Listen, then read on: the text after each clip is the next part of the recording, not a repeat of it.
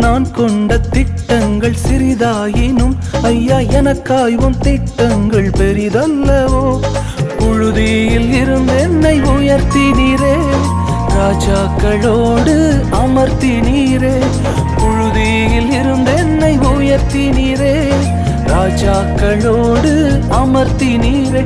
உந்தன் கிருபைகளை எண்ணி நான் பாடுவேன், உந்தன் மகிமைதனை தினம் நான் ருசிப்பேன். அல்லேலுயா அல்லேலுயா அல்லேலுயா அல்லேலுயா.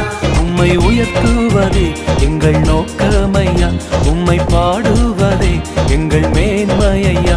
உம்மை உயர்த்துவதே எங்கள் நோக்கமையா, உம்மை பாடுவதே எங்கள் மேன்மையா.